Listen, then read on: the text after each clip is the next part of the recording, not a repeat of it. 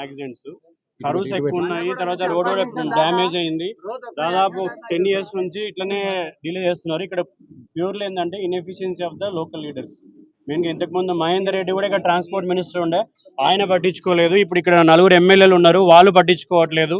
ఇక్కడ ఒక ఎంపీ ఉన్నాడు, వాళ్ళు కూడా పట్టించుకోవట్లేదు.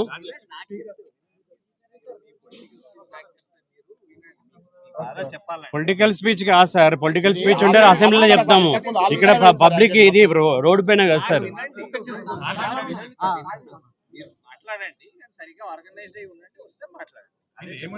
బట్ మీ సహకారం కావాలి, మేము ఆర్గనైజ్ అవుతాం. మీరు చెప్పండి, మీరు మా డిమాండ్ ఏంటంటే sir, call one of the official. ఇప్పుడు మీరు ప్రొటెక్షన్ కోసం వచ్చారు, వాళ్ళ ప్రొటెక్షన్ కోసం ఉన్నారు, మాకు తెలుసు. But we demand a transport minister should come here and explain the cause and what he is going to take the action, especially for the road. We are not asking for compensation anyway the government is going to give. Yeah, please tell. You wait, I'm telling. Wait చేయండి మీరు. Find anybody comes మాట్లాడండి. ఎవరు వస్తారు నేను చెప్పలేను కదా. మీరు wait చేయాలి, ఇంట్రెస్ట్ ఉంటే వెయిట్ చేయండి. ఆర్గనైజ్గా ఉండండి, వస్తే మాట్లాడండి. నేనేం దానికి ఏం చెప్పను.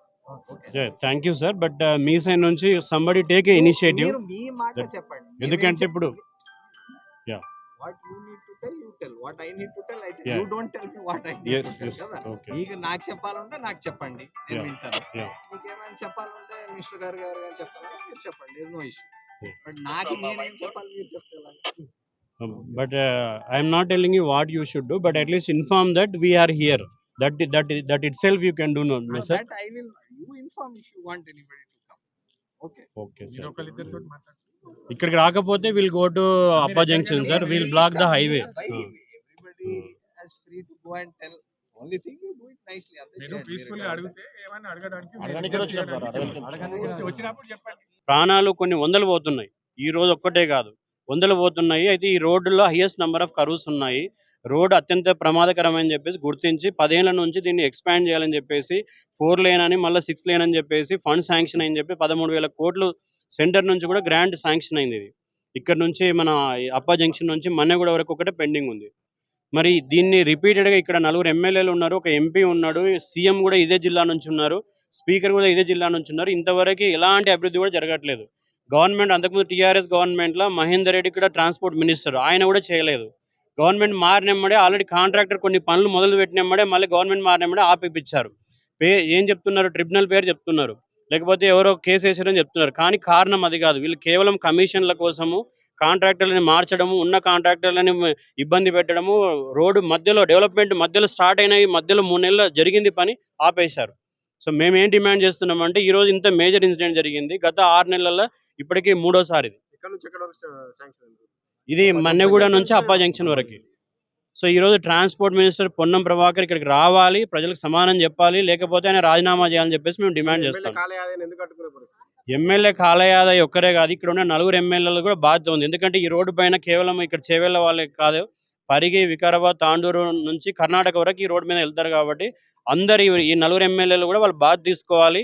వాళ్ళు రాజీనామా చేస్తారా లేదంటే ఇమీడియట్ గా రోడ్డు పనులు స్టార్ట్ చేస్తారా అని చెప్పేసి మేము డిమాండ్ చేస్తాం. కేవలము ప్రభుత్వ నిర్లక్ష్యం వల్లే, అసమర్థుల వల్ల, ఇక్కడ ఈ చేవెళ్ళకి సరైన నాయకత్వం లేకపోయినా, నాయకులు గట్టిగా అడగపోవడం వల్లనే ఇది ఆగిపోయింది.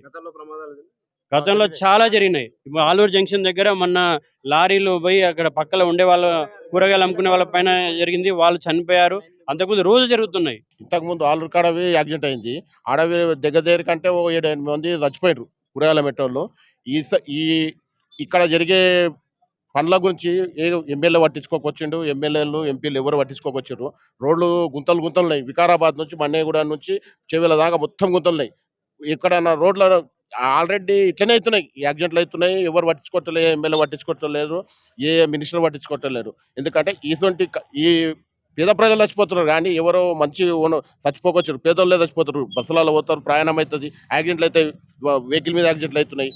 మొన్న ఇక్కడనే స్పాట్ మొన్ననే జరిగింది, ఒక బైక్ మీద కింద పడ్డాడు. ఎందుకంటే ఈ గుంతలతోనే పడుతున్నాడు. చిట్టంపల్లి కాడ యాక్సిడెంట్ ఇట్లనే అవుతున్నాయి. ఏం చేస్తారు, ఎవరు పట్టించుకోవచ్చు, ఏ మినిస్టర్ పట్టించుకోవట్లేదు. ఒక ఎమ్మెల్యే ఉన్నాడు కాలయాద, ఆయన ఏమో ఇక్కడ తిరిగితే తెలుస్తుంది కదా, పబ్లిక్ లో తిరిగితే తెలుస్తుంది. పబ్లిక్ తిరగరు, వాళ్ళు తిరిగినప్పుడు ఏం తెలుస్తుంది. అది ఆలోచన మాది, అది డిమాండ్ చేస్తున్నాం అందరం. సార్ రోడ్డు వెడల్పు కావాలని కోరుతున్నాం అంతే, మాదేం లేదు. రోడ్ వెడల్పు కావాలి.